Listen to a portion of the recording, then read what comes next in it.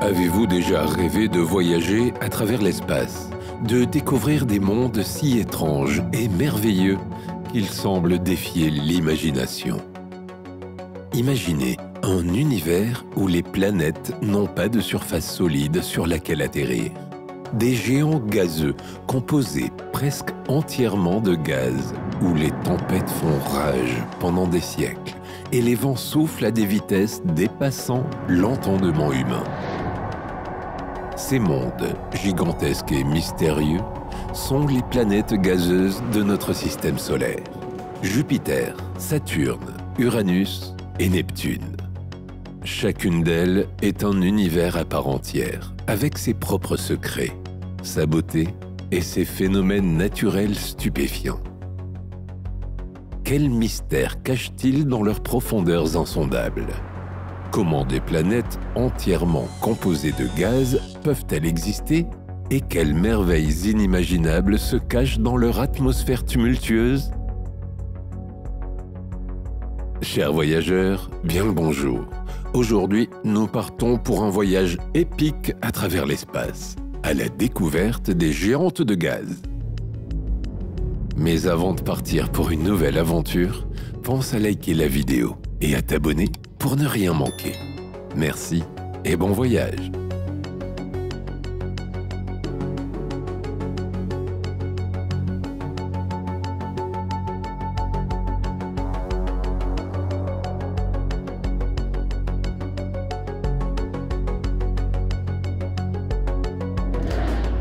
Notre système solaire est constitué de 8 planètes qui tournent autour du Soleil. Pluton, longtemps considéré comme la 9e planète, n'est plus classé comme telle depuis 2006. Les 8 planètes sont Mercure, Vénus, la Terre, Mars, Jupiter, Saturne, Uranus et Neptune. Les 4 premières sont appelées planètes telluriques. Elles sont constituées principalement de roches et de métaux. Tu es sur l'une d'elles, la Terre. Jupiter, Saturne, Uranus et Neptune sont des planètes gazeuses ou géantes gazeuses ou encore planètes joviennes. La qualification jovienne vient de Jupiter, la plus grosse d'entre elles. Ces planètes sont constituées en plus grande partie de gaz, mais nous verrons plus tard que cette définition est un peu simpliste.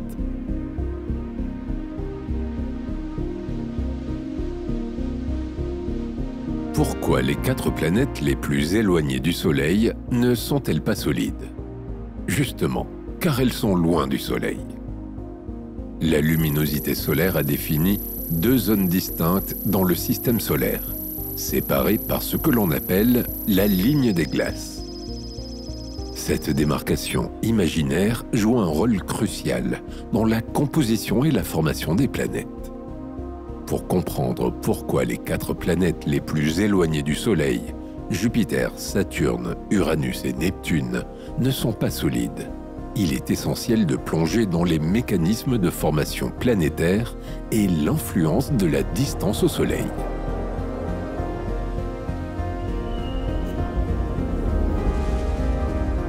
La ligne des glaces, également connue sous le nom de ligne de gel, marque la frontière dans le disque protoplanétaire. Ce disque est un disque de gaz et de poussière qui entoure une jeune étoile lors de la formation d'un système stellaire. Au-delà de cette limite, la température est suffisamment basse pour que les composés volatiles tels que l'eau, le méthane, l'ammoniac et le dioxyde de carbone se condensent en glace.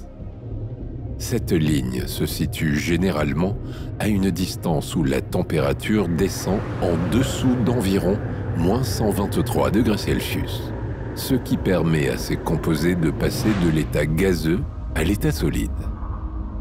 La position exacte de la ligne des glaces peut varier en fonction de la luminosité de l'étoile centrale et d'autres facteurs locaux au sein du disque protoplanétaire.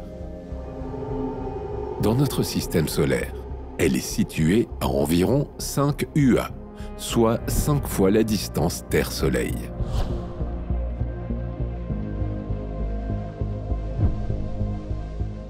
à l'intérieur de la ligne des glaces. Les conditions plus chaudes empêchent la formation de glace, limitant les matériaux disponibles à des composés réfractaires comme les silicates et les métaux.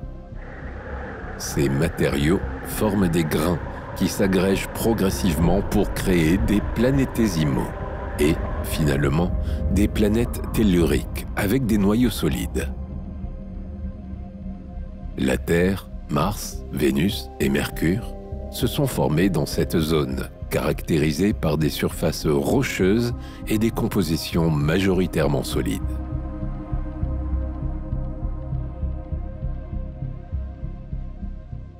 En revanche, au-delà de la ligne des glaces, la baisse significative de la température permet aux composés volatiles de se condenser. Cette accumulation de glace augmente la quantité de matériaux disponibles pour la formation planétaire, facilitant la croissance rapide de noyaux planétaires. Ces noyaux peuvent alors attirer et retenir d'énormes quantités de gaz du disque protoplanétaire, formant les enveloppes massives des géantes gazeuses. Jupiter et Saturne, avec leur composition dominée par l'hydrogène et l'hélium, se sont formés relativement près de la ligne des glaces, capturant efficacement ces gaz légers. Plus loin, Uranus et Neptune, souvent appelées géantes de glace, ont des compositions qui incluent une plus grande proportion de composés volatiles congelés.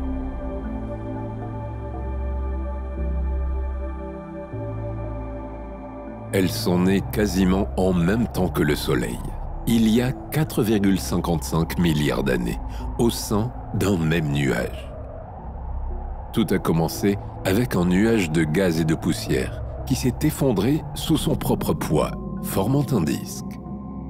Le plus gros de la matière s'est concentré au milieu, là où est né le Soleil.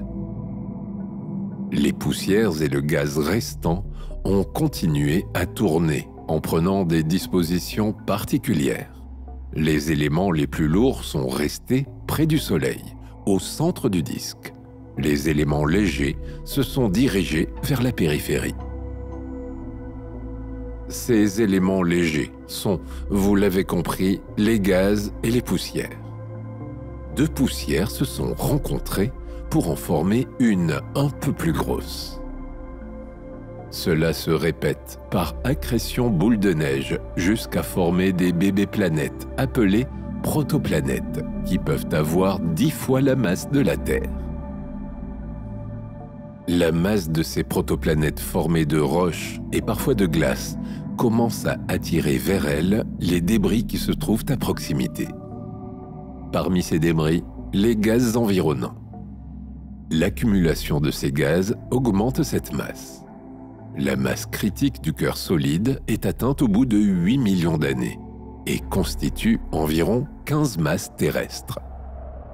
L'accrétion de gaz devient alors exponentielle et la protoplanète devient une géante gazeuse.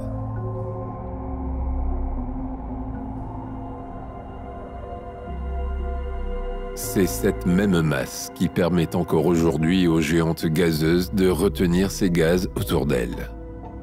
Le noyau solide assure en effet la force gravitationnelle nécessaire à la retenue de l'enveloppe gazeuse.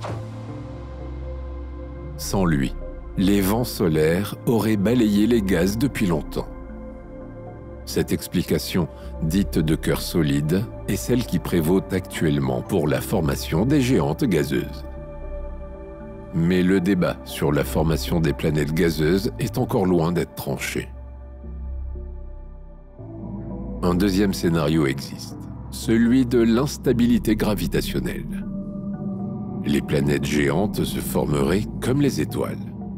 Le disque protoplanétaire peut devenir instable gravitationnellement, s'effondrer et se fragmenter en corps dont la masse typique est de l'ordre de celle de Jupiter. Un tel mécanisme peut fabriquer un corps de la masse de Jupiter en 1000 ans. Ce dernier scénario est peu probable, mais il n'est pas exclu.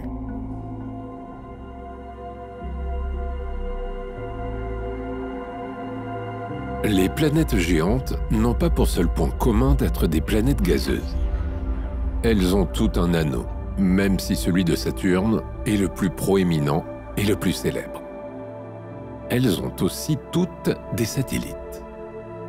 La présence de telles planètes dans un système stellaire a de grandes conséquences. Elles stabilisent les orbites de toutes les planètes et elles constituent un écran efficace contre les objets stellaires. Ainsi, la présence de vie sur Terre a été grandement favorisée par nos 4 géantes et notamment la plus proche et la plus grosse, Jupiter.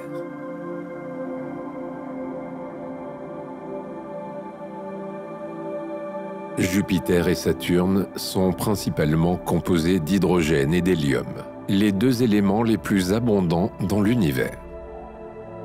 Cette composition est remarquablement similaire à celle du Soleil et d'autres étoiles, qui sont également composées en grande partie de ces mêmes éléments.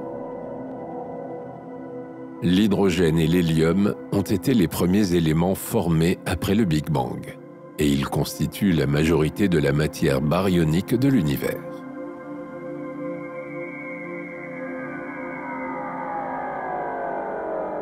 La fusion nucléaire est le processus par lequel les étoiles, y compris le Soleil, produisent leur énergie. Elle se produit lorsque les températures et les pressions au cœur d'une étoile sont suffisamment élevées pour permettre la fusion de l'hydrogène en hélium. Bien que Jupiter et Saturne soient composés des mêmes éléments, elles n'atteignent pas les critères nécessaires en termes de masse et de pression interne pour initier et soutenir les réactions de fusion nucléaire. Pour qu'une fusion nucléaire se déclenche, une étoile doit avoir une masse d'au moins 8% de celle du Soleil, ce qui est bien au-delà de la masse de Jupiter, la plus massive des planètes, qui représente environ 0,1% de la masse solaire.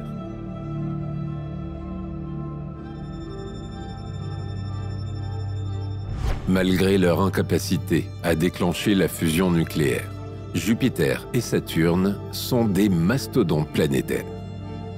Jupiter est la plus grande planète du système solaire, avec un diamètre plus de 11 fois celui de la Terre, tandis que Saturne n'est pas loin derrière.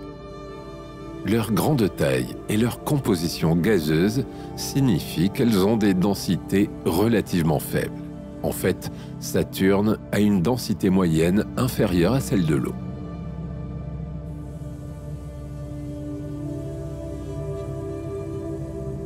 Contrairement aux planètes telluriques comme la Terre, qui ont des surfaces solides, Jupiter et Saturne n'ont pas de surface solide clairement définie.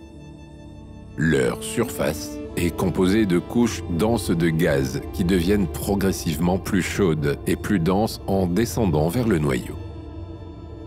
Une plongée dans ces planètes serait une descente à travers des couches de gaz de plus en plus denses, avec des températures et des pressions augmentant à des niveaux bien au-delà de ce que l'on trouve sur Terre.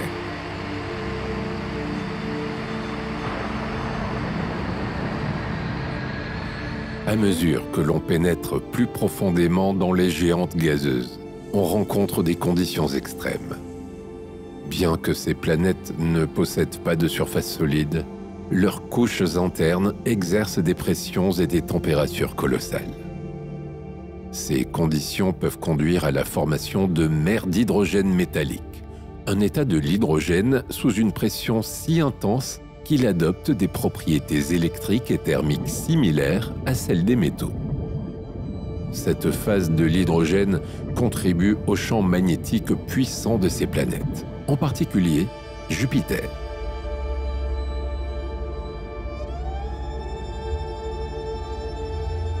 Ces planètes ont reçu très peu de visites. Seulement 8 sondes sont sorties du système solaire interne. Elles nous ont appris de nombreuses choses sur ces géantes gazeuses, mais il nous reste encore beaucoup à découvrir. Chaque petite découverte donne lieu à un nouveau questionnement. Les anneaux de Saturne, qui semblaient uniformes depuis la Terre, sont en réalité une mer de morceaux de glace qui dansent autour de la planète. Les sondes Voyager 1 et 2 ont permis d'observer ce phénomène. Voyager 2 est la première et l'unique sonde à avoir survolé Uranus et Neptune. Lancées en 1977, elles ont bénéficié de l'assistance gravitationnelle de Jupiter et de Saturne. Testée dans les années 70, la maîtrise de l'assistance gravitationnelle prend tout son essor avec les sondes Pioneer 10 et 11, puis avec Voyager 1 et 2. Ces 4 sondes nous ont permis de découvrir les sillons des anneaux de Saturne, l'atmosphère turbulente de Jupiter, les premières images résolues d'Uranus et de Neptune. L'assistance gravitationnelle est le fait d'utiliser l'attraction d'un corps céleste pour modifier en direction et en vitesse la trajectoire d'un engin spatial. Les spécialistes calculent la trajectoire de la sonde pour qu'elle passe au plus proche de la planète, sans s'y écraser. C'est comme si les planètes servaient de tremplin aux sondes. Sans elles, les sondes devraient embarquer une quantité colossale de carburant, ce qui rendrait toute mission impossible.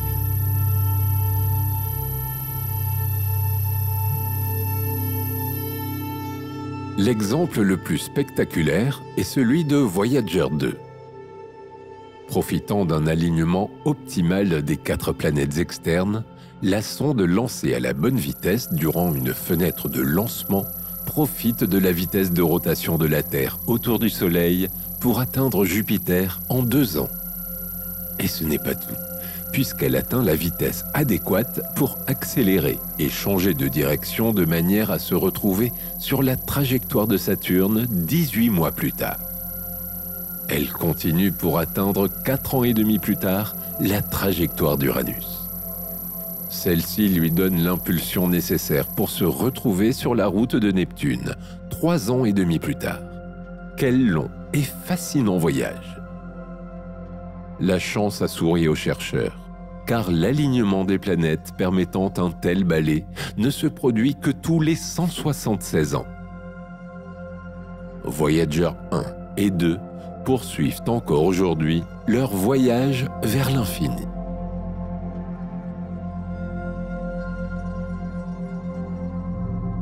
Seuls Jupiter et Saturne ont fait l'objet de missions dédiées avec la mise en orbite de 3 sondes, Galileo, Juno et Cassini-Huygens.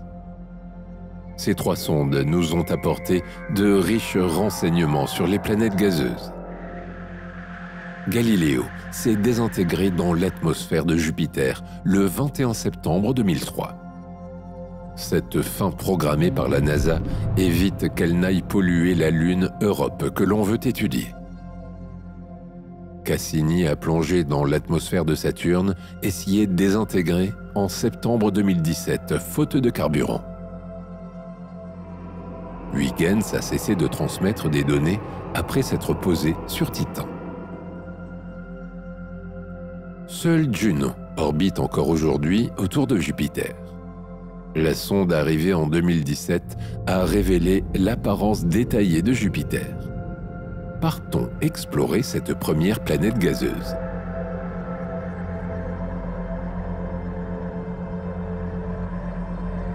Jupiter est la plus grosse des planètes gazeuses et la plus proche du Soleil. Elle se situe environ à 778 millions de kilomètres du Soleil. La Terre, en comparaison, est à 150 millions de kilomètres du Soleil. Sa période de révolution autour du Soleil est de presque 12 ans. C'est la plus grosse des planètes, mais elle est aussi 2 fois plus lourde que toutes les autres planètes du système solaire réunies. Elle représente à elle seule plus de 70% de la masse en orbite autour du Soleil. Dans la mythologie romaine, Jupiter est le maître des dieux. Il gouverne à la fois le ciel, la lumière, la foudre et le tonnerre. Jupiter est énorme. Son diamètre est de 142 800 km. Elle pourrait contenir 1300 fois la Terre. Galilée fut le premier à l'observer en détail en 1610.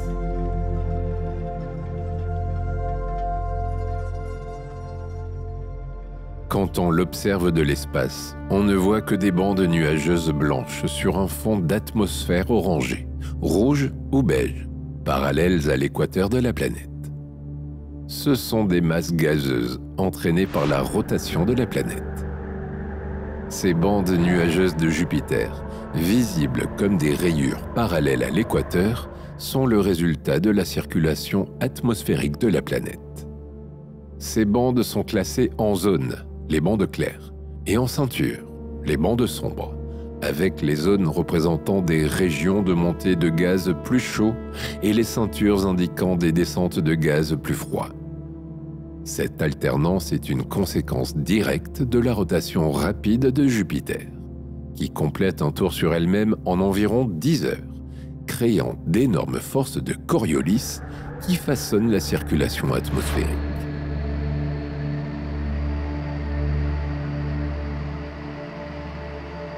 La composition chimique de l'atmosphère de Jupiter joue un rôle crucial dans sa coloration. Bien qu'elle soit principalement composée d'hydrogène, environ 90%, et d'hélium, environ 10%, ce sont les traces de composés tels que le méthane, l'ammoniac, ainsi que divers composés contenant du soufre et du phosphore qui contribuent à ces couleurs variées. Le méthane, par exemple, absorbe la lumière dans le rouge et l'infrarouge, contribuant aux teintes bleues et vertes. Les variations de couleurs entre les bandes peuvent également être attribuées à des différences dans la composition chimique, la taille des particules de nuages et l'altitude des nuages.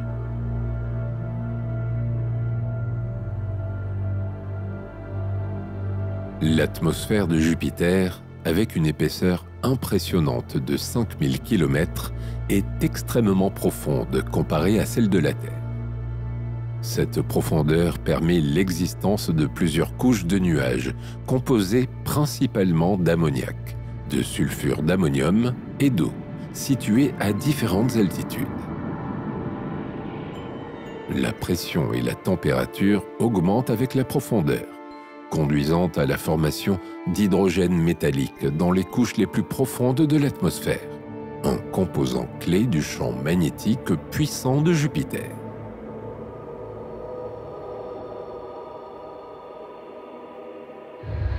L'atmosphère de Jupiter est le théâtre de phénomènes météorologiques extrêmes, dont le plus célèbre est la Grande Tache Rouge, un gigantesque anticyclone 3 fois plus grand que la Terre, observé depuis plus de 300 ans. Les tempêtes sur Jupiter peuvent atteindre des vitesses de plusieurs centaines de kilomètres par heure, témoignant de l'énergie dynamique et des processus complexes à l'œuvre dans son atmosphère. La Grande Tache Rouge tourne sur elle-même depuis au moins 100 000 ans. Elle atteint aujourd'hui 15 000 mètres de longueur pour 13 000 km de large. Sur Jupiter, les bandes équatoriales circulent horizontalement, alors que la matière circule verticalement. Cela engendre des vents allant jusqu'à 600 km/h et crée de gigantesques tourbillons. Si par magie, un observateur pénétrait l'atmosphère de cette planète, les planétologues pensent qu'il s'enfoncerait sans rencontrer de limite, au travers d'une épaisse couche de gaz, principalement de l'hydrogène. Puis, sans transition, il passerait dans des couches fluides, comme si l'air se transformait petit à petit en eau. En réalité, il s'agit d'hydrogène liquide et d'hélium. Notre visiteur finirait par atteindre à 57 000 km de profondeur une couche dure, le noyau de la planète, minuscule graine au cœur de cette géante. Ce noyau aurait un diamètre presque double de celui de la Terre, serait au moins 10 fois plus massif et surtout extrêmement chaud. Il atteindrait 30 000 degrés Celsius.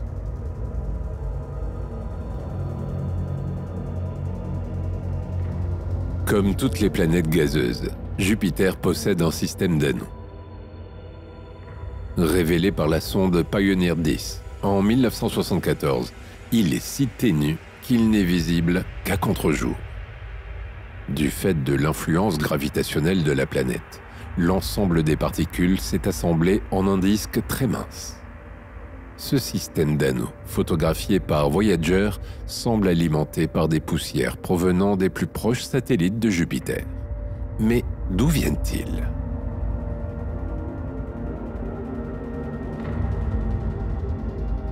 Ces anneaux se caractérisent par une très faible épaisseur, des grains très fins et une distance à la planète réduite.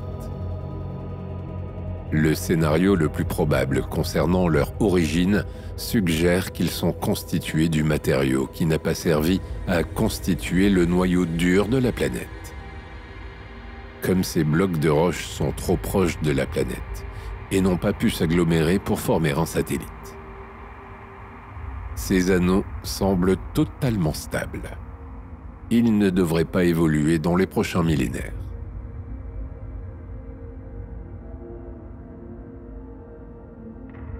Jupiter possède un cortège de satellites. Il y en aurait au moins 95, dont 57 ont reçu un nom officiel. L'astronome Galilée en découvrit 4, visibles à la lunette astronomique. C'est pourquoi on les appelle les Galiléens. Cette découverte prouva que tous les corps ne tournaient pas autour de la Terre et contribua à placer le Soleil à sa vraie place, au centre de l'univers. Il les observa longuement quand il découvrit Jupiter à l'aide d'une lunette astronomique qu'il avait fait construire. Laisse-moi te les présenter.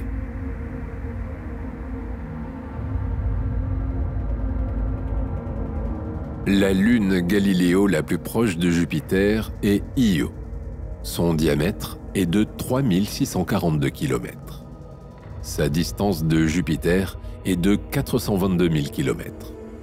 Sa période de révolution autour de Jupiter est de 1,769 jours.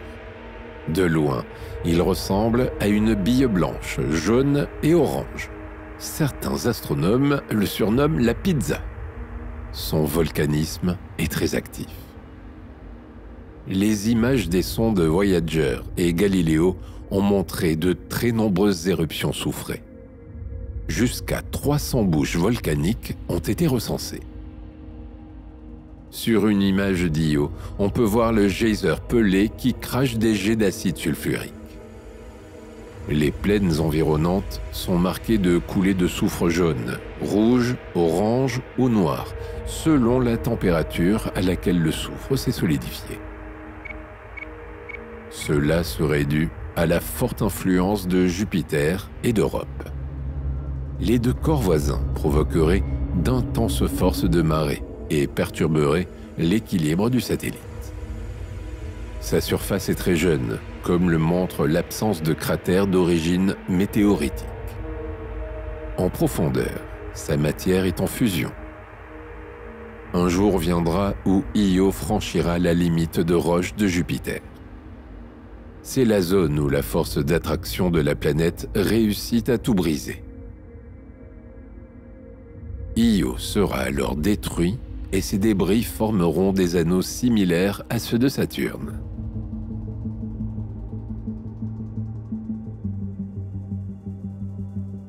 Ensuite vient Europe.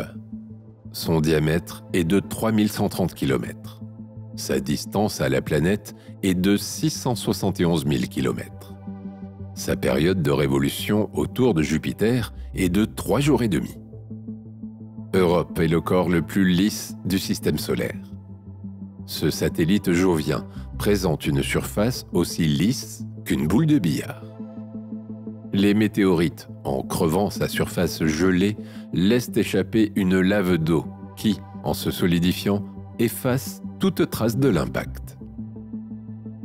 Il est tout entier recouvert de glace, sous laquelle pourrait exister un océan.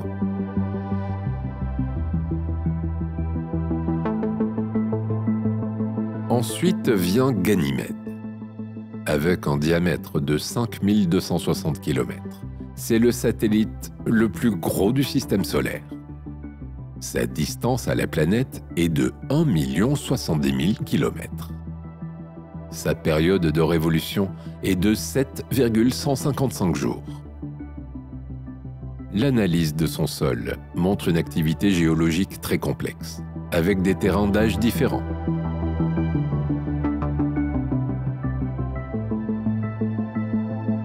Enfin, Callisto. Son diamètre est de 4806 km. Sa distance à la planète est de 1 883 000 km. Sa période de révolution est de 16 689 jours.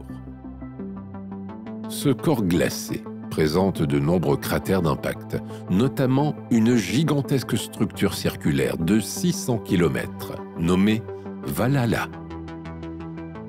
Celle-ci est apparue après la collision d'un astéroïde. Il existerait un océan d'eau salée dans son sous-sol. Les avancées technologiques ont permis de repérer des objets de plus en plus petits et de dénombrer au moins 95 compagnons joviens. Mais cela évolue régulièrement. À chaque nouvelle étape technologique dans la précision et la portée des outils, on repère de nouveaux objets encore plus petits.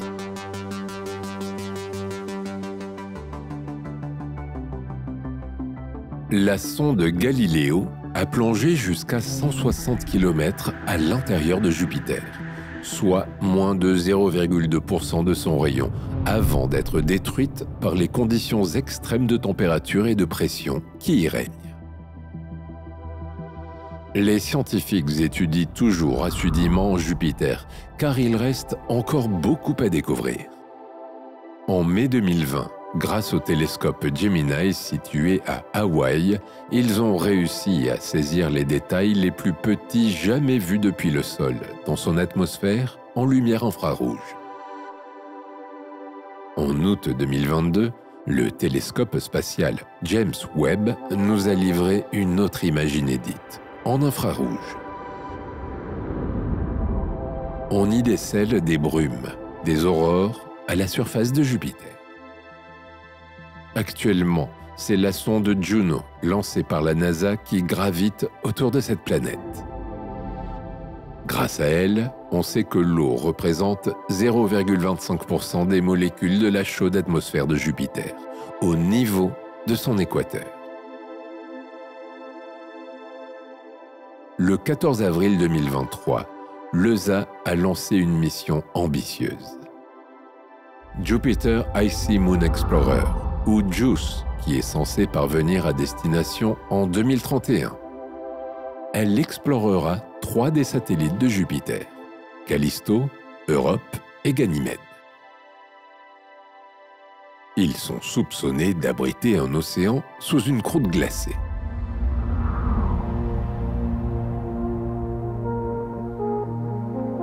Poursuivons notre voyage avec la deuxième planète gazeuse la plus proche du Soleil, Saturne. Nous la connaissons surtout pour son système complexe d'anneaux, le plus étendu du système solaire. Quand Galilée les aperçut pour la première fois, il ne sut pas les identifier. Sur ses premiers croquis, Saturne semble avoir 2 grandes oreilles. Avant Galilée, le premier à avoir observé la planète fut l'astronome gallo-romain Ptolémée au IIe siècle. Il l'a identifiée comme une étoile errante en raison de sa lente évolution autour du Soleil.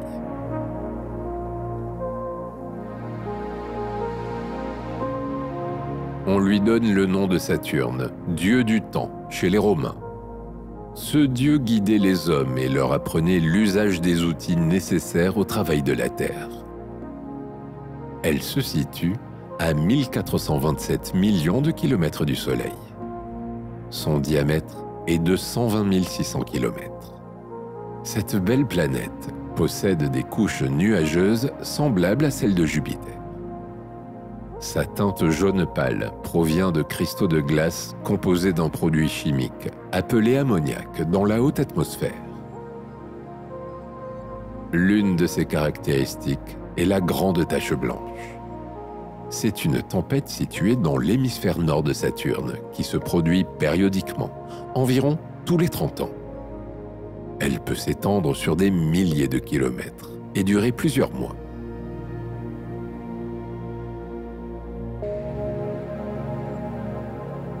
Saturne possède des aurores boréales au nord et australes au sud, provoquées par l'interaction entre les particules chargées du vent solaire et le champ magnétique de Saturne. Saturne, comme sa voisine Jupiter, recèle un petit noyau. Ce noyau est probablement constitué d'un mélange de roches et de métal fondu. Sa température est de 11 700 degrés Celsius et son diamètre d'environ 25 000 km, soit le double de celui de notre Terre. Une couche de 10 000 à 12 000 km d'épaisseur, constituée d'hydrogène métallique et d'hélium, entoure ce noyau. Cette couche est elle-même entourée d'une autre couche d'une épaisseur de 5 000 km, constituée d'hydrogène métallique et d'hélium, dont les gouttes tombent en pluie vers le centre de la planète. Le tout est entouré d'une troisième couche de 3000 km d'épaisseur, constituée à 93% d'hydrogène moléculaire et à 7% d'hélium. Il faut rajouter à cela un peu de carbone, d'oxygène, de métaux, d'azote, dont les proportions restent à définir. Ces températures et les pressions très élevées rendent l'hydrogène conducteur d'électricité, ce qui génère un puissant champ magnétique, 500 fois supérieur à celui de la Terre.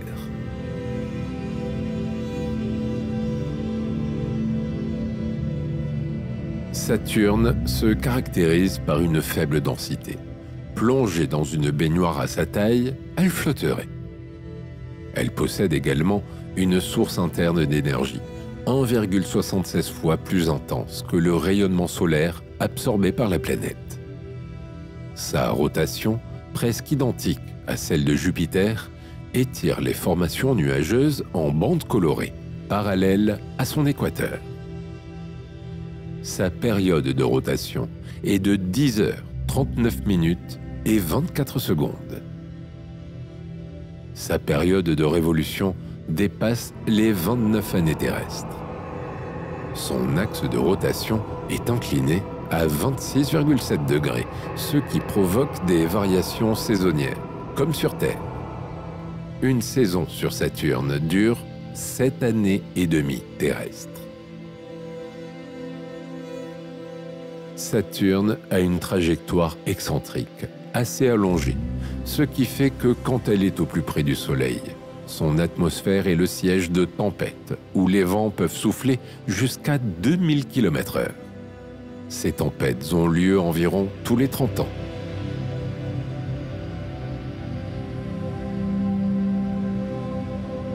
Donc Saturne n'avait pas de grandes oreilles. C'est en 1659 que l'astronome Huygens décrit ces structures comme une couche de matière rigide et dure.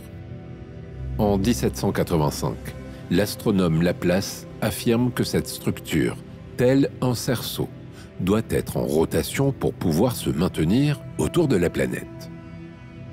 En 1857, on s'aperçoit que cet anneau est constitué d'une multitude de petits objets, blocs de roches ou météorites, se déplaçant sur des orbites indépendantes.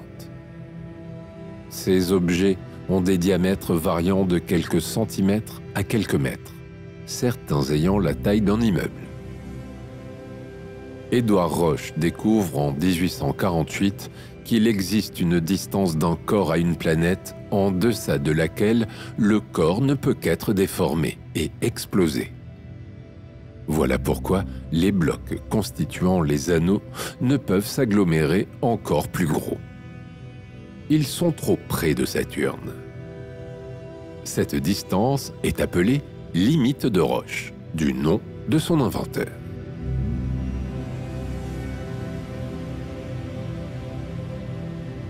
Depuis les années 70, nos connaissances ont évolué grâce aux visites répétées de sondes comme Pioneer, Voyager, Galileo ou Cassini.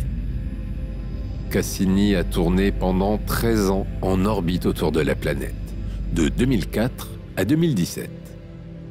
Plusieurs décennies seront nécessaires pour exploiter les données recueillies. La structure de ces anneaux présente une extrême complexité. 3 larges bracelets se distinguent aisément, eux-mêmes constitués de dizaines d'anneaux enchevêtrés. Aucune frontière n'est vraiment visible entre ces bracelets, qui se singularisent pourtant par des différences de densité de particules. Une autre caractéristique étonnante de ces anneaux est leur minceur. Leur épaisseur est inférieure à 1 km, alors qu'ils s'étendent jusqu'à plus de 300 000 km du centre de Saturne. Réduits à la taille d'un terrain de foot, ils seraient plus fins que du papier de cigarette. Pourtant, leur masse réunie est égale à celle d'une petite planète. Entre ces anneaux, on trouve ce que l'on appelle des satellites bergers. Tels de bons chiens de berger, ils ramènent à leur place les blocs qui tenteraient de s'échapper. Ils ne montrent pas les crocs, mais utilisent leur influence gravitationnelle. Les anneaux sont nommés dans l'ordre alphabétique, de A à G. Le plus proche de la planète est l'anneau D, constitué de particules de glace et de poussière. L'anneau B, constitué de glace et d'eau, est le plus brillant. L'anneau de Phoebe tire son nom du satellite éponyme, dont il a récupéré les poussières.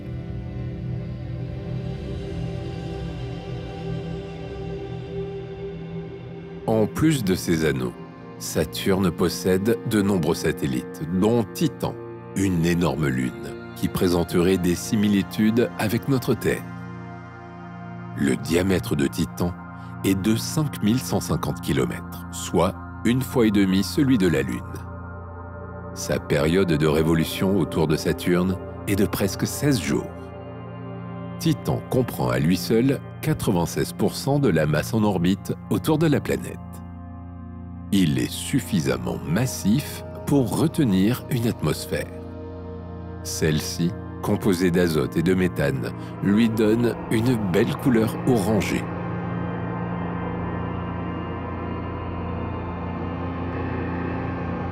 Le 15 octobre 1997, l'orbiteur américain Cassini est lancé à partir d'une fusée américaine. À son bord, il embarque Huygens, une sonde européenne de 2,7 m de diamètre et pesant 350 kg. Huygens, qui a donné le nom à ce module, est un astronome néerlandais qui a découvert 4 des satellites de Saturne. Yapet en 1671, Rhea en 1672, Thétis et Dionée en 1684. La mission de la sonde Cassini est de rendre visite à Saturne et son satellite Titan. Cassini a approché la planète au terme d'un voyage de 3,5 milliards de kilomètres qui a duré 7 ans. Pour y parvenir, la sonde s'est servie de l'assistance gravitationnelle de Vénus, de la Terre et de Jupiter. Cette dernière lui a fourni l'impulsion nécessaire pour arriver à destination. Le 1er juillet 2004, Cassini s'est mis en orbite autour de Saturne. Il a ainsi tourné pendant 4 ans. En janvier 2005, le petit module Huygens s'est posé à la surface de Titan après un voyage de 22 jours. Il nous a permis de découvrir le sol de ce drôle de satellite, entouré d'une atmosphère d'azote. La présence de méthane y est très importante, car le cycle de ce gaz serait semblable au cycle de l'eau sur Terre. Il pourrait donc y avoir de la vie sur Titan. Tu comprends maintenant pourquoi on s'y intéresse autant.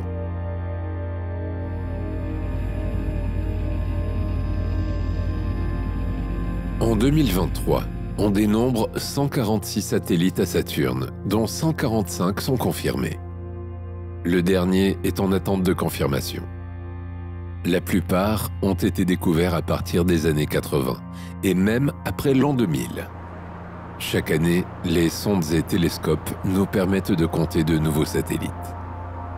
En octobre 2019, on annonce la découverte de 20 nouveaux satellites, observés entre 2004 et 2007. Cette découverte porte leur nombre à 82. Tout récemment, entre le 3 et le 16 mai 2023, on a découvert 62 autres satellites.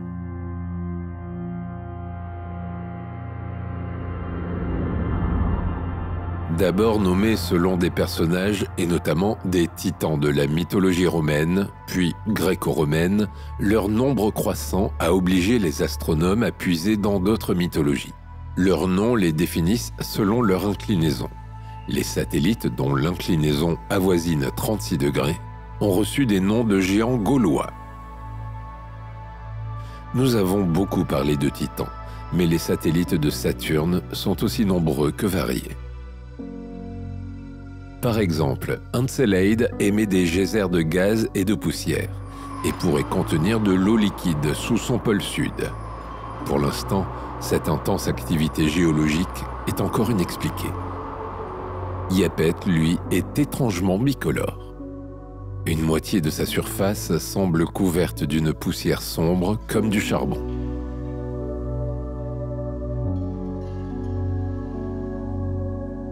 Pour les futures missions spatiales, ce n'est pas tellement la planète Saturne qui intéresse les scientifiques, mais plutôt ses satellites.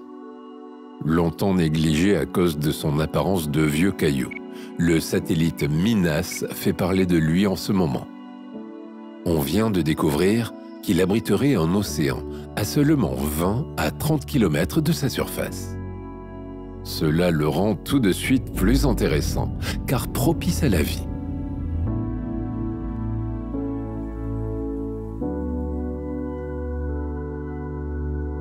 On vient aussi de découvrir que la présence d'eau sur Titan n'était pas suffisante pour créer la vie. C'est une déception pour les scientifiques, mais rien n'est perdu pour autant. Titan se distingue par son atmosphère dense et riche en azote, ainsi que par ses vastes lacs et mers liquides en surface, composés principalement de méthane et d'éthane, contrairement à l'eau liquide sur Terre. Cette différence fondamentale ouvre la porte à la possibilité d'une forme de vie totalement différente de celle que nous connaissons. Une vie basée non pas sur l'eau, mais sur le méthane.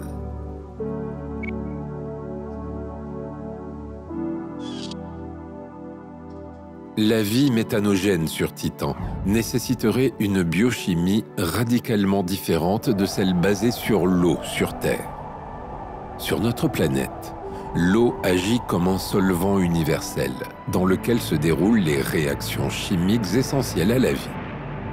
Sur Titan, le méthane liquide pourrait jouer un rôle similaire, mais avec des réactions chimiques adaptées à des températures beaucoup plus basses. Titan ayant une température de surface moyenne d'environ moins 179 degrés Celsius.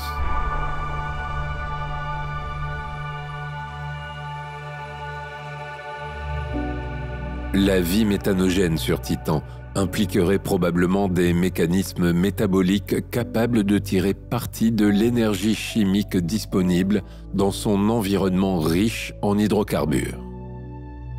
Cela pourrait inclure l'utilisation de composés tels que le méthane, l'éthane ou d'autres hydrocarbures, ainsi que l'azote atmosphérique. Les processus exacts restent spéculatifs, mais pourraient impliquer des réactions redox où les hydrocarbures agiteraient comme des donneurs ou accepteurs d'électrons.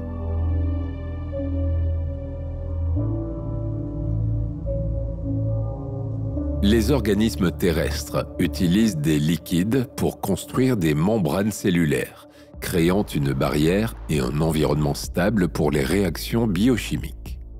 Sur Titan, les conditions extrêmement froides et l'environnement basé sur le méthane pourraient nécessiter des types de membranes totalement différents, peut-être basés sur des molécules qui restent flexibles et fonctionnelles à des températures cryogéniques, comme certains types de silane ou de membranes composées de molécules riches en azote.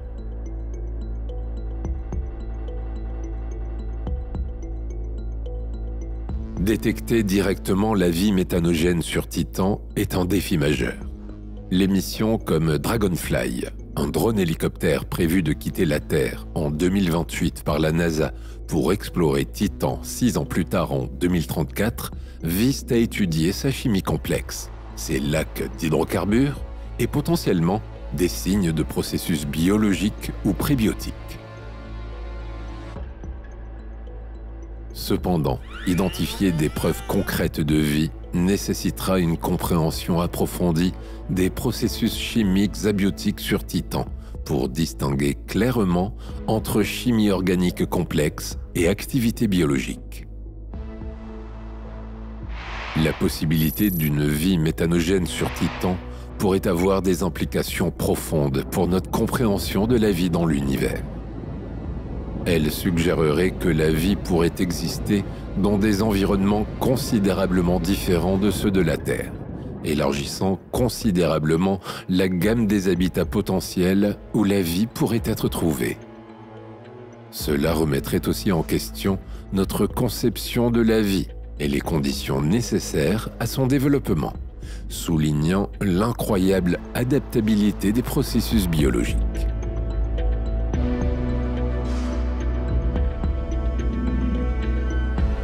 La NASA finalise cette année un autre projet, un robot qui se déplace à la manière d'un serpent, capable donc d'aller sur tout type de terrain. Appelé EELS, Exobiology Extant Life Surveyor, on pourrait l'envoyer sur Encelade. Le voyage durerait 12 ans.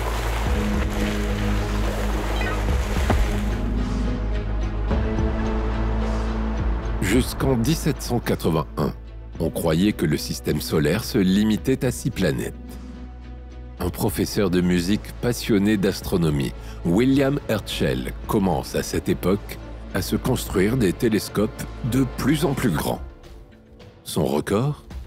Un télescope géant de diamètre 1,2 m, avec lequel il va découvrir une nouvelle planète en mars 1781. Tu as deviné ? Il s'agit bien d'Uranus. D'abord considérée comme une comète, elle acquiert le titre de planète en 1783. Son nom est tiré de celui du père de Saturne, appelé Ouranos chez les Grecs.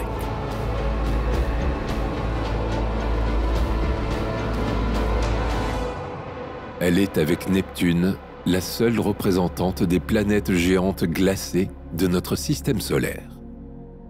Essentiellement composée d'hydrogène et de méthane, cette planète géante possède un noyau rocheux dont la température approche les 7000 degrés Celsius. Son diamètre est de 51 000 km. Sa masse est 14 fois et demie celle de la Terre et elle est 4 fois plus grande qu'elle. Elle se situe à environ 2,8 milliards de kilomètres du Soleil. Un jour sur Uranus dure 17 heures et une année 84 ans.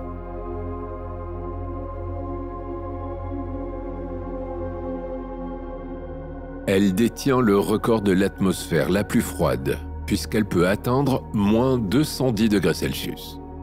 Son champ magnétique est similaire à celui de la Terre. Elle a une curieuse particularité. Elle est littéralement couchée sur sa trajectoire. Alors que les autres planètes tournent comme des toupies, Uranus roule comme une boule dans le plan de son orbite. Par conséquent, chacun des pôles d'Uranus fait face au Soleil durant 42 ans d'affilée. On pense que dans sa jeunesse, elle a été heurtée par un corps céleste volumineux qui aurait provoqué son basculement.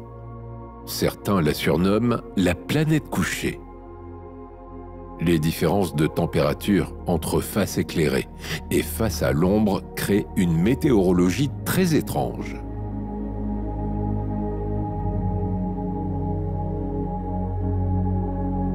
Quand on la regarde, on voit une grosse boule de teinte bleu-vert, plutôt délavée. Cette pâleur la distingue de Neptune, plus foncée. Cette étrange couleur est probablement due à la présence de méthane dans son atmosphère. Le méthane absorbe la lumière rouge du spectre solaire et reflète la lumière bleue, donnant ainsi à Uranus sa teinte caractéristique. Mais le méthane seul ne peut être responsable de cette couleur si caractéristique de Uranus. S'il n'y avait que du méthane, alors Uranus serait bleu, comme Neptune. Les scientifiques spéculent sur l'existence d'un gaz inconnu, un composé mystérieux qui contribuerait à cette nuance particulière de bleu-vert.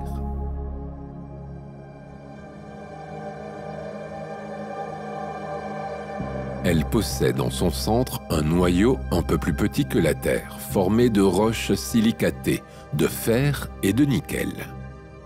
Ce noyau est entouré d'un manteau de composants volatiles, appelés glaces, malgré leur état entre le liquide et le solide. Ce manteau a une épaisseur d'environ 10 000 km.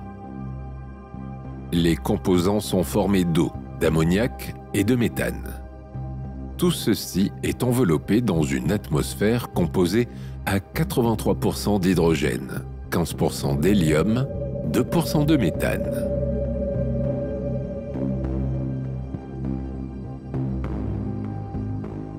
Les géantes glacées ont une masse bien inférieure à celle de Saturne ou de Jupiter, mais représentent 15 à 17 masses terrestres. Seulement 20% de cette masse est de l'hydrogène, alors que chez Saturne, l'hydrogène représente 90% de la masse. Une part importante de la masse d'Uranus est stockée dans ces glaces. Uranus n'a eu qu'une seule visite, en 1986, celle de Voyager 2. Le survol a duré 5h30, à 80 000 km seulement de la planète. La sonde a pu aussi observer les anneaux de la planète.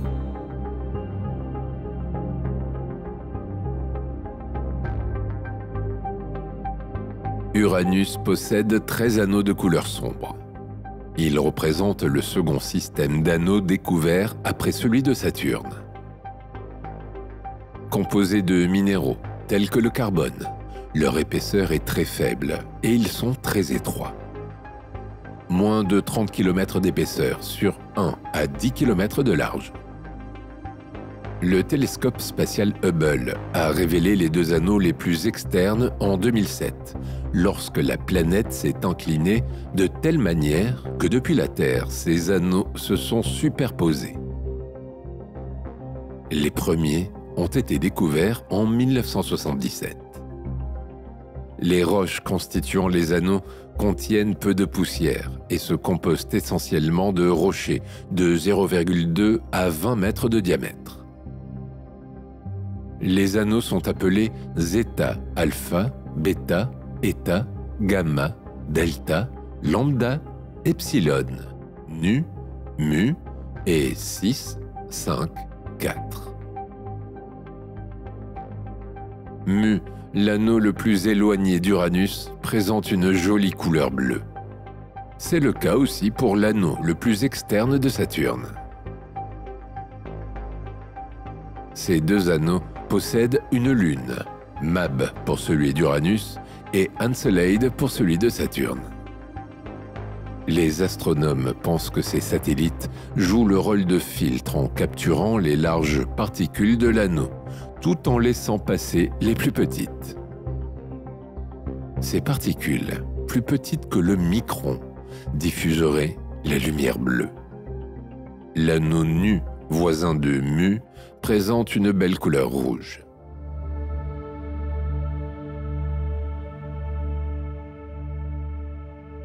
Uranus possède 28 satellites naturels connus. Ils tirent leur nom des personnages des œuvres de William Shakespeare et d'Alexander Pope. Les 5 satellites majeurs d'Uranus sont Titania, Oberon, Miranda, Ariel et Umbriel. William Herschel découvrit les deux premiers en 1787, 6 ans après Uranus. William Lassell découvre Ariel et Umbriel en 1851 et Gérard Kuiper découvre Miranda en 1948. Les autres lunes furent découvertes en 1985, lors du survol de la planète par Voyager 2 et d'autres par des télescopes au sol. Les satellites ont une masse suffisante pour être en équilibre hydrostatique, c'est-à-dire stable en taille et en surface. 4 d'entre eux présentent des signes d'activité à la surface, tels que la formation de canyons ou du volcanisme. Le plus grand satellite d'Uranus, Titania, est le 8e du système solaire, avec un diamètre de 1578 km.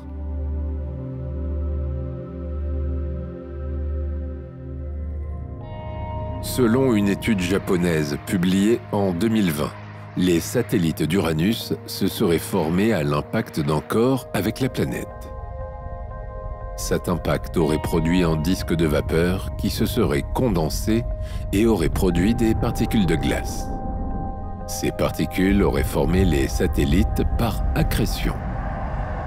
Toutes les lunes majeures d'Uranus sont composées à parts égales de roches et de glace, sauf Miranda, qui est composée essentiellement de glace. Cette glace pourrait contenir de l'ammoniac et du dioxyde de carbone. En 2024, 10 satellites irréguliers sont connus autour d'Uranus. Leur orbite est au-delà de celle d'Oberon.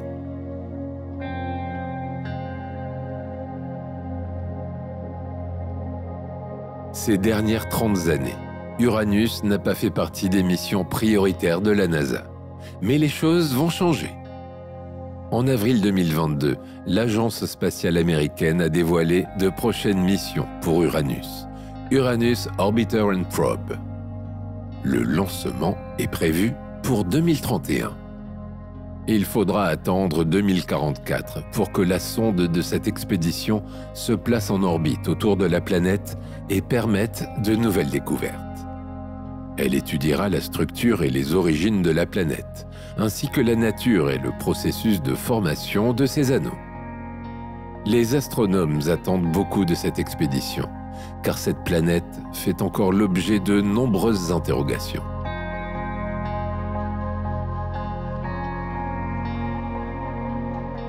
Passons maintenant à la dernière planète gazeuse, la plus éloignée du Soleil, Neptune. Souviens-toi que la découverte d'Uranus avait enflammé les esprits. On ne s'y attendait pas. En l'observant attentivement, les astronomes de l'époque se rendent compte qu'elle ne tourne pas comme il faut. Quelque chose perturbe sa trajectoire. Et cette chose pourrait bien être une planète. Une course s'engage. C'est à celui qui dénichera cet astre invisible le premier. Tandis que certains de ses collègues scrutent le ciel, le Français Urbain Le Verrier choisit une autre méthode, le calcul. En étudiant les perturbations du mouvement d'Uranus, il tente de prédire sur le papier où devrait se trouver la nouvelle planète. En septembre 1846, il indique sa probable position à l'Allemand Johann Galle, qui trouve la planète le soir même. Pour la première fois, le calcul devance l'observation. Après quelques débats, cette nouvelle planète est appelée Neptune, un nom mythologique en harmonie avec le nom des autres planètes. Bien plus lointaine qu'Uranus, Neptune nous est pourtant mieux connue grâce à la sonde Voyager 2, qui nous a envoyé de superbes photographies en 1989.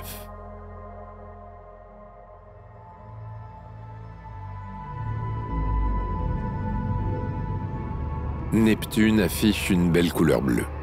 Celle-ci est due à des couches atmosphériques très riches en méthane. Son diamètre est de 49 500 km. Elle est donc la plus petite de nos 4 géantes gazeuses. Sa masse est de 17,2 fois celle de la Terre, ce qui en fait la 3e planète la plus massive du système solaire. Cette masse correspond à 1/19e de la masse de Jupiter.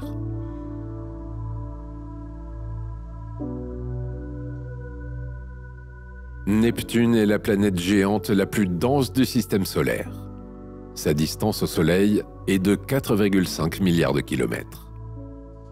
Une année neptunienne est de 165 ans et un jour dure 16 heures. Elle possède, comme Jupiter, une immense formation cyclonique permanente. On y voit un cyclone secondaire de couleur blanche que les scientifiques ont surnommé le scooter à cause de sa vitesse. Dans l'hémisphère sud de la planète, Voyager 2 observe une grande tache noire qui paraît en tout point semblable à la tache rouge de Jupiter. Son origine serait toutefois différente, puisque l'on soupçonne un champ magnétique important. On pense que la météorologie neptunienne est agitée, car en comparant les clichés du télescope Hubble en 1994 et ceux pris par Voyager 2 en 1989, on remarque de nombreuses différences. Certaines taches ont disparu, alors que de nouvelles font leur apparition. La grande tache noire n'existe plus.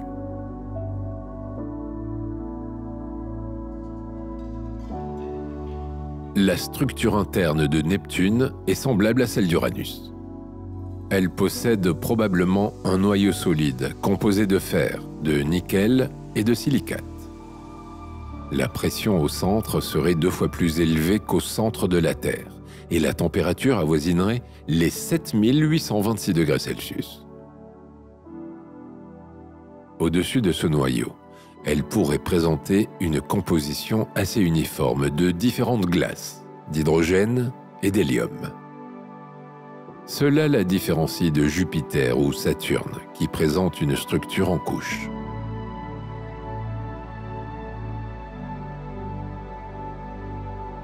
La structure interne d'Uranus et de Neptune est souvent modélisée en 3 couches principales. Au centre, un cœur rocheux composé de silicates et de métaux, similaire en composition aux planètes telluriques, mais beaucoup plus massif. Autour du cœur se trouve une épaisse couche composée d'eau, de méthane et d'ammoniac. Cependant, l'appellation glace ne fait pas référence à l'état solide de ces composés, comme on le connaîtrait sur Terre, à 0 degré Celsius. Sous les conditions extrêmes de pression et de température trouvées à cette profondeur, ces substances forment un fluide dense et chaud, parfois appelé glace chaude ou glace fluide. Cette phase est différente de celle des liquides ou des solides rencontrés dans des conditions terrestres plus familières. La couche la plus externe est une atmosphère épaisse composée principalement d'hydrogène et d'hélium, avec une petite quantité de méthane qui contribue à la couleur bleu-vert caractéristique de ces planètes. Cette atmosphère s'étend sur plus de 8000 km d'épaisseur. C'est cette structure interne qui est importante pour comprendre pourquoi Uranus et Neptune ne sont pas simplement des versions plus petites de Jupiter et Saturne. Les différences dans leur composition et structure interne suggèrent des processus de formation différents ou des conditions initiales variées au sein du disque protoplanétaire qui a donné naissance au système solaire.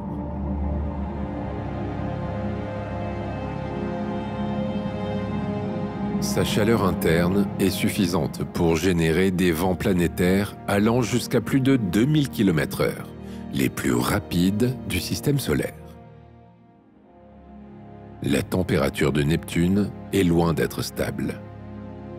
Des écarts de plusieurs degrés ont été constatés d'une année sur l'autre.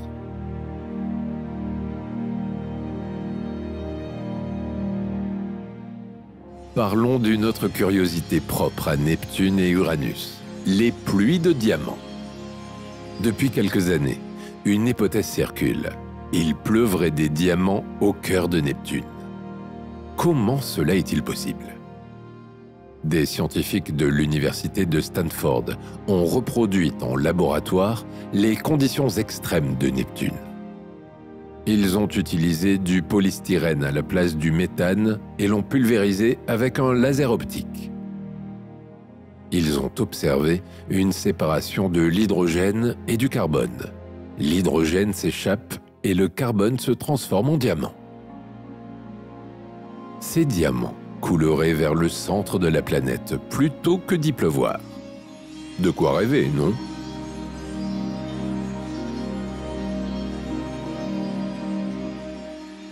Neptune est entouré d'un système de 5 anneaux qui présente par endroits des concentrations de matière très brillantes. On découvre ces anneaux de manière indirecte en 1984 depuis le Chili. On a d'abord pensé qu'ils n'étaient pas complets, mais le passage de Voyager 2 a permis de les voir en entier. En observant depuis la Terre le passage de Neptune devant une étoile, on aperçoit leur présence. Ils sont sombres, leur composition et leur origine sont encore méconnues. L'un d'eux, appelé Adams, possède 4 arcs surnommés Liberté, Égalité, Fraternité et Courage. Ces arcs sont en réalité des parties plus brillantes de l'anneau. Les scientifiques estiment que ces arcs sont enfermés dans leur forme par les effets de la Lune Galatée. Une partie d'entre eux est torsadée, mais nous n'expliquons pas encore ce phénomène.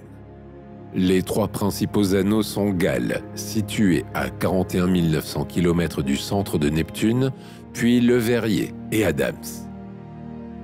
Lassell est une faible extension vers l'anneau Le Verrier. Cette dernière est délimitée par Arago. Le Verrier, Arago et Adams sont étroits. Ils font environ 100 km de large. Au contraire, Gale et Lassell sont très larges, entre 2000 et 5000 km de large. On estime que ces anneaux sont jeunes, formés après le système solaire.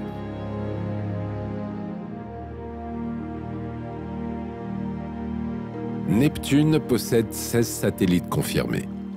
Comme Neptune est le dieu romain de la mer, ces satellites sont nommés d'après les dieux marins inférieurs. Triton, découvert en 1846, est un gros satellite de 2700 km de diamètre. Il est donc plus gros que Pluton.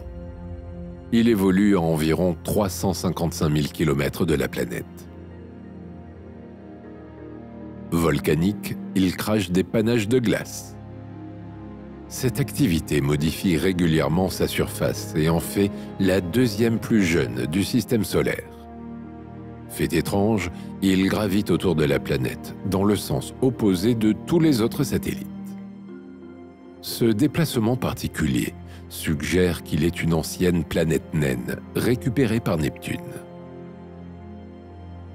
Il finira par se disloquer quand il atteindra la limite de Roche, dans 3,6 milliards d'années, formant ainsi des anneaux similaires à ceux de Saturne.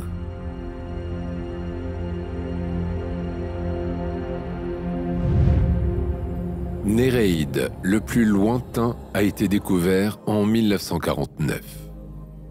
Il possède une des orbites les plus excentriques du système solaire. Larisa est découvert en 1981. Ce sont ensuite les photos transmises par Voyager 2 qui nous font découvrir Naiade, Thalassa, Despina, Galatée et Protée en 1989. 5 nouvelles lunes sont découvertes entre 2002 et 2007. Enfin, en 2013, Hippocampe est découverte en combinant plusieurs images Hubble. C'est la plus petite lune connue à ce jour. Comme Uranus et Jupiter, Neptune possède également des astéroïdes troyens, partageant son orbite autour du Soleil.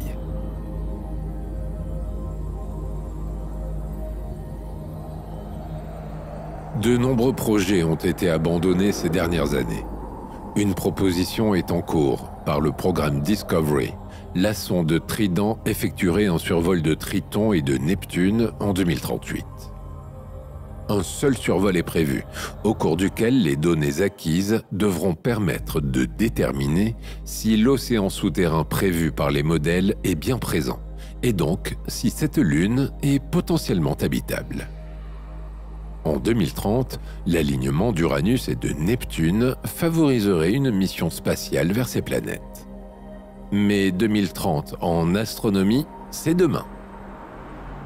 Une mission aussi importante demande beaucoup de temps et d'argent. L'Agence spatiale européenne a déjà annoncé qu'elle ne serait pas prête avant 2050. Seule la NASA a le temps de se pencher sur un tel projet. Sinon, il faudra attendre 2040 pour le prochain alignement.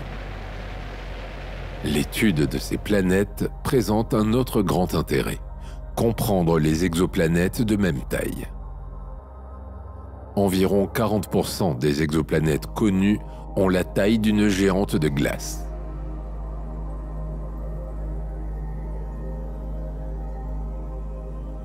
En 2010, des chercheurs ont prouvé qu'une géante gazeuse de la taille de Jupiter avait survécu à la mort de son étoile hôte. En 2000, des chercheurs ont découvert la planète Osiris, à 150 années-lumière de nous, dans la constellation de Pégase. Son nom officiel est HD 209458b. C'est une planète gazeuse qui ressemble à Jupiter par sa composition, mais qui tourne beaucoup plus près de son étoile que Jupiter du Soleil. Elle est donc beaucoup plus chaude. Elle est tellement proche de son étoile que tout le gaz qui la compose pourrait s'être évaporé d'ici quelques millions d'années. Il ne resterait alors que son noyau solide. Ce phénomène donnerait naissance à de nouvelles planètes, les planètes ctoniennes, résidus planétaires d'anciennes géantes gazeuses. Nous abordons maintenant le dernier point de notre voyage. Nous sortons de notre système solaire.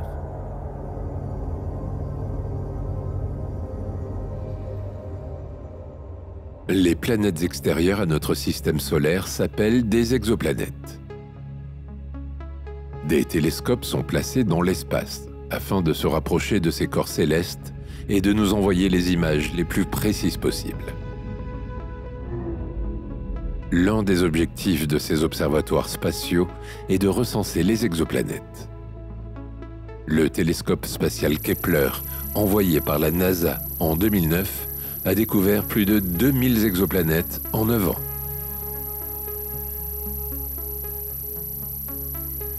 En 1994, Michel Mayer et son étudiant détectent des oscillations dans le spectre de l'étoile PEG 51. Ces oscillations correspondraient à une planète ayant une masse 2 fois plus petite que Jupiter et ayant une période de 5 jours. Ils attendent 1 an pour confirmer qu'il s'agit bien d'une planète, prenant le temps de tout vérifier. Ils l'appellent PEG 51b.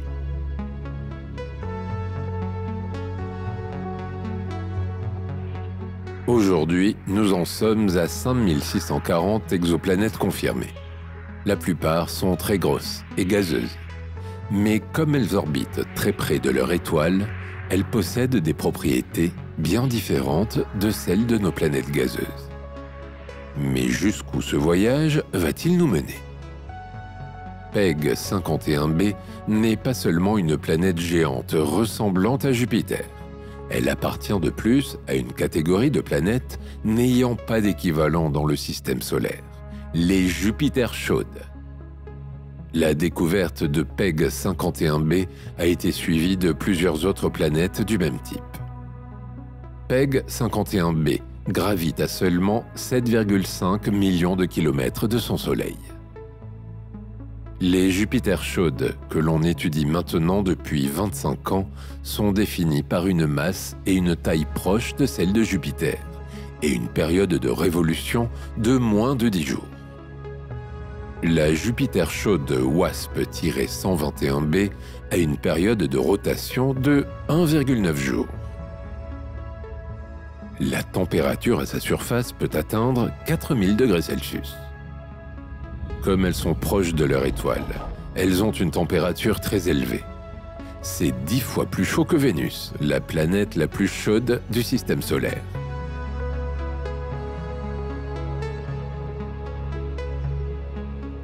Les Jupiters chaudes ont une rotation synchrone avec leur étoile, ce qui fait qu'elles présentent toujours la même face, l'autre étant plongée dans le noir, comme la Lune autour de la Terre.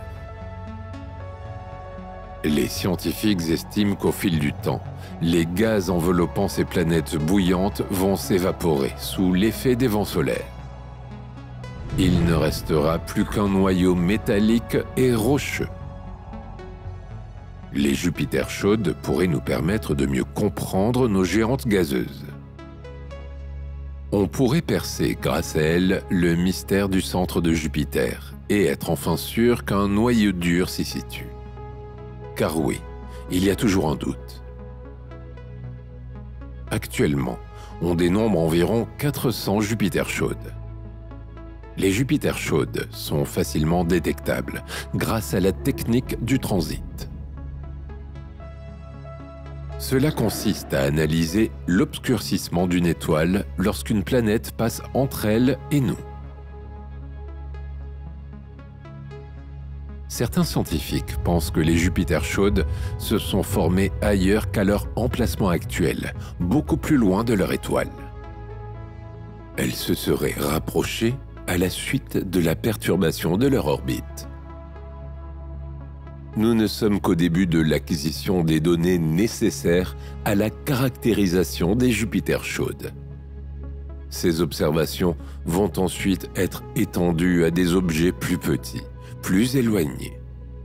Mais si seulement 400 sont des Jupiters chaudes, que sont les autres exoplanètes?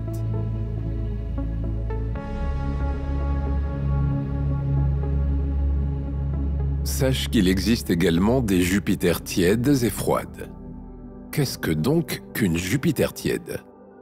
Une Jupiter tiède est une géante gazeuse dont la masse est comparable ou supérieure à celle de Jupiter, mais dont la température est comprise entre 230 et 730 degrés Celsius. La plupart des orbites des Jupiters tièdes sont excentriques, alors que les orbites de nos 4 géantes sont pratiquement circulaires. Quant aux Jupiters froides, elles sont d'une masse identique à celle de Jupiter et ont des températures relativement faibles. Nos 4 géantes gazeuses sont des Jupiters froides. Il semblerait qu'il n'y ait pas de taille ou de masse critique pour ces géantes gazeuses.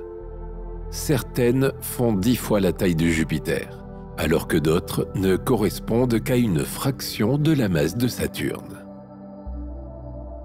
Les télescopes au sol de très grande taille, tels que l'ELT européen ou son équivalent américain, le TMT, vont nous permettre de détecter d'autres planètes encore dans les prochaines années. Tu l'as bien compris, plus elles s'éloignent de leur étoile, plus leur température baisse. Elles constituent le plus gros de la population des exoplanètes.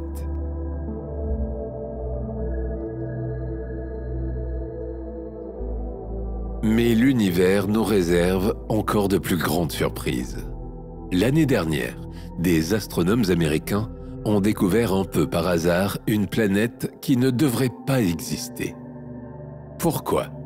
Parce que sa formation paraît tout simplement impossible.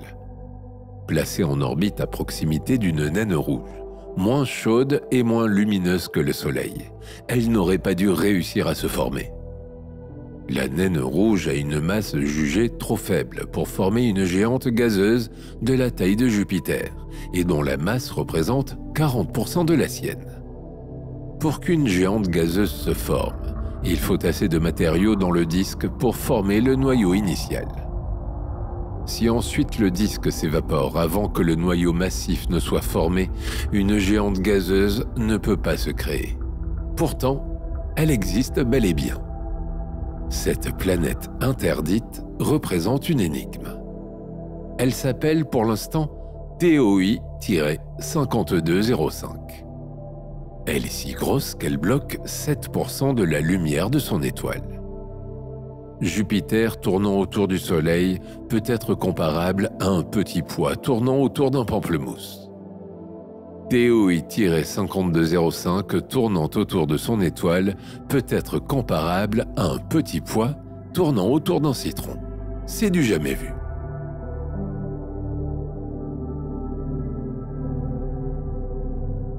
Mais ce n'est pas fini. Il existe des géantes gazeuses appelées super-Jupiter. Leur masse est supérieure à celle de Jupiter. Prenons un exemple. L'étoile HD 114082 se situe à 310 années-lumière de nous, dans la constellation du Centaure. Elle a un rayon et une masse d'environ 1,5 fois celle de notre Soleil. Une équipe d'astronomes a découvert une planète autour de cette étoile. Elle a été repérée grâce à 2 spectrographes installés au Chili, ainsi que dans les observations du télescope spatial TESS. Son diamètre est égal à celui de Jupiter, mais sa masse est 8 fois supérieure. Cette super-Jupiter fait le tour de son étoile en 110 jours, à la moitié de la distance qui sépare la Terre du Soleil. On l'a simplement nommée HD 114082b. Elle pose beaucoup de questions, notamment sur son mécanisme de formation.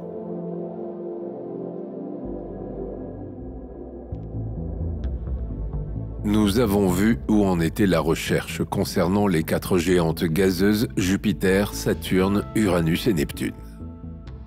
Aujourd'hui, les recherches se concentrent surtout en dehors de notre système solaire. Plusieurs campagnes d'observation sont en cours et l'arrivée d'une nouvelle génération d'instruments permet de nombreuses nouvelles découvertes. Le télescope spatial Hubble, opérationnel depuis 1990, nous a permis d'accroître nos connaissances sur les exoplanètes, mais aussi sur les trous noirs ou sur l'expansion de l'univers. Son successeur, le télescope James Webb, lancé en 2021, fonctionne surtout dans les infrarouges. La mission spatiale Ariel, sélectionnée récemment par l'ESA, lancée en 2026, va se concentrer uniquement à la spectroscopie de transit. La mission Gaia, lancée en 2013, surveille et caractérise près d'1 milliard d'étoiles de la Voie lactée. Ces observations seront complétées par celles de la mission Plateau, lancée en 2028.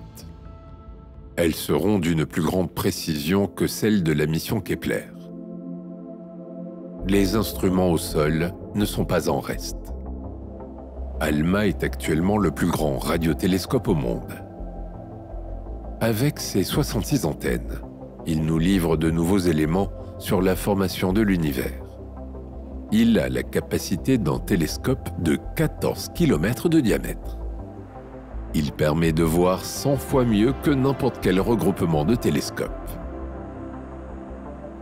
Le tout récent VLT, Very Large Telescope, est l'équipement phare de l'astronomie européenne.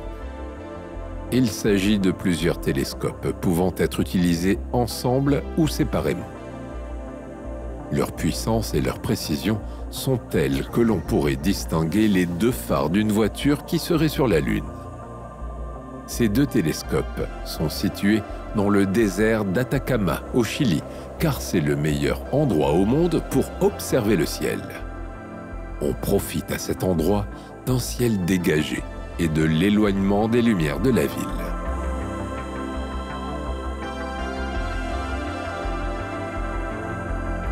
Notre voyage extraordinaire à travers le vaste théâtre de l'espace à la découverte des géantes gazeuses de notre système solaire touche à sa fin. Nous avons plongé dans les mystères de Jupiter et Saturne, exploré les profondeurs glacées d'Uranus et Neptune et contemplé la possibilité de formes de vie qui défient notre compréhension terrestre. Ces mondes lointains, avec leurs atmosphères tumultueuses et leurs phénomènes météorologiques extrêmes, nous rappellent à quel point l'univers est vaste et rempli de mystères insondables.